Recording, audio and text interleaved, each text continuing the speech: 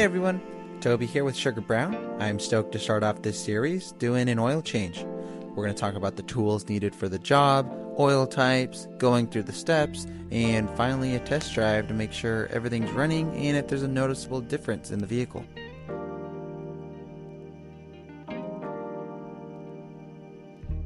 Let's start with the drain pan. I bought the drain pan along with many of my other supplies at Napa Auto Parts. I bought this for 15 bucks. It holds up to 15 quarts. It's self-contained. This makes it real easy for disposal at most auto parts stores. Next is my oil filter. I forgot my oil filter, so I ran over to AutoZone, where a worker was easily able to assist me with finding the perfect fit. I usually type my VIN number into EB Motors beforehand, and they give me the fullest description that I need so I don't embarrass myself trying to describe how badass my van is. Turns out that doesn't help. Next to my oil filter is my swivel oil filter wrench. This is a cheap and easy tool to have on hand. It easily loosens and tightens filters where they usually won't come off with your hand.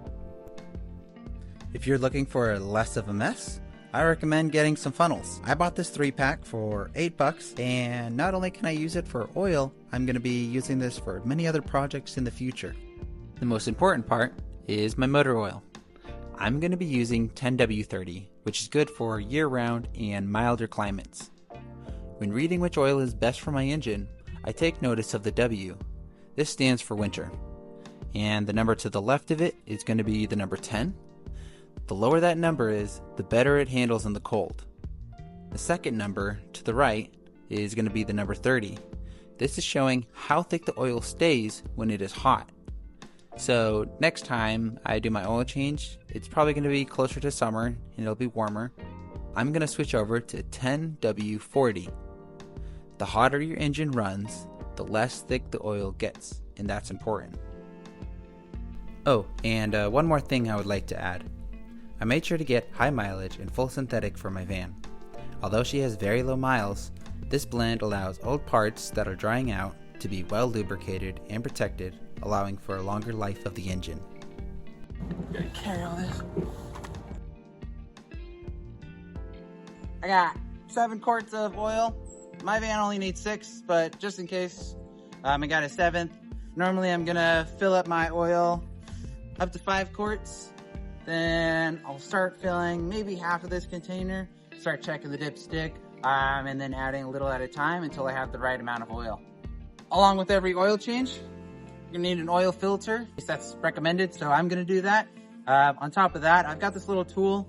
Oil filters are meant to stay on there. I don't know what's about me. It's got stuck in my head. I don't know what the actual stat is, but I feel like most oil leaks come from the oil filter not being on right. So having those on nice and tight, or taking them off really easy. This is the tool you need. What's this? Oh yeah. Yeah. What's it called? Socket set. Socket set. Number 1 tool I'm going to use for the oil change is the socket set. I'm going to take the oil plug out with the socket wrench. I got this for like 15 bucks at Harbor Freight, and I use it for a bunch of other things, so it's just good to have. There we go. As you can see, I'm taking out the oil plug while underneath the car. Pay attention to where I'm using my catch can. I pull it in front of where the screw is. It's going to shoot out the front of it, not necessarily drip. So just be aware of that when you're doing your own oil change. I just had it in my hand. Oh, that's right here. Okay.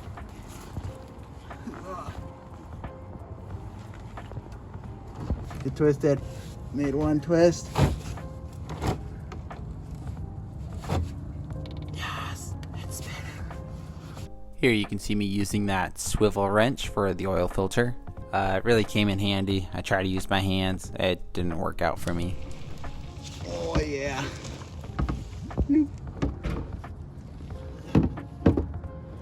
Nice. Now, keep this finger liquefied while I put more oil right here, not my hair. Yeah, rub it right on there. Right around the edge. just a couple times. It doesn't need a lot, I think.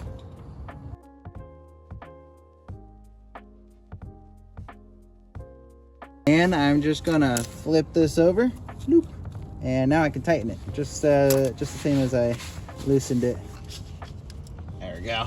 Helps to have two hands on there. I can kind of hold the filter and the grip in the same hand.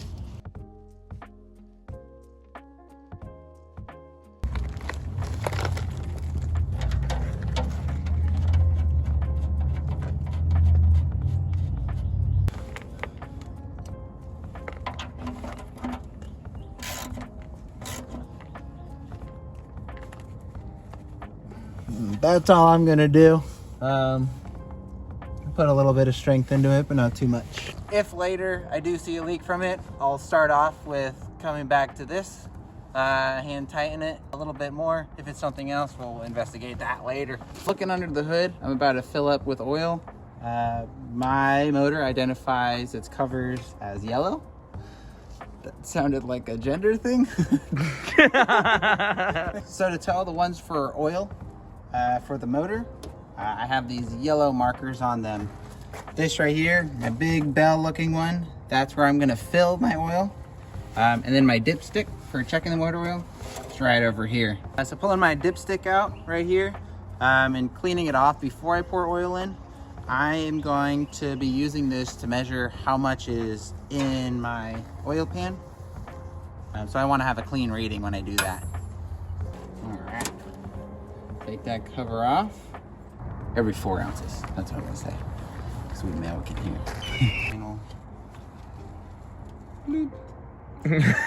Hell yeah.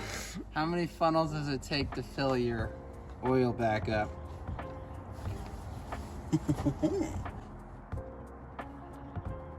Hell yeah, 3.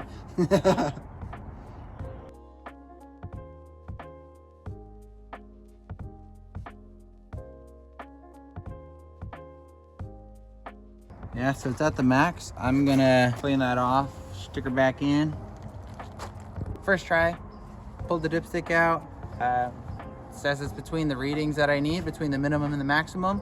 So I cleaned it off, put it back in. We also checked underneath the oil plug. Doesn't look like there's a leak there. Oil filter, same thing, looks nice and clean. We're gonna crank her, get her started, see if anything happens from there.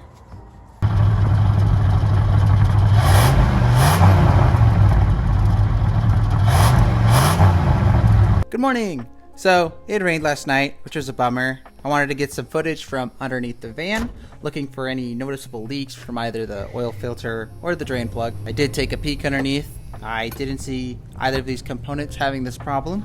Also looked at the puddle of water that was underneath. Didn't see any of that rainbow effect that you usually see when oil drips into your water. So good sign. Made me really excited to test drive the van. Now, I did notice last night when I was driving home that my oil pressure gauge was a bit higher than before the oil change. I wasn't too worried about this, as I saw that the oil was on the higher end of the dipstick, and after a few minutes of driving, this went back to its normal spot, and since then I haven't seen it increase or decrease beyond its normal levels. Overall, I would say that this oil change was very successful. Besides the video making, I think it took me maybe about 20-30 minutes to do the oil change. Not too many hiccups as I was expecting, and the test drive went really well. Be ready next time where I investigate and address safety concerns such as my brakes, lights, horns, and more. Thank you all for watching. I really enjoyed making this video, and if you liked it, please like and subscribe.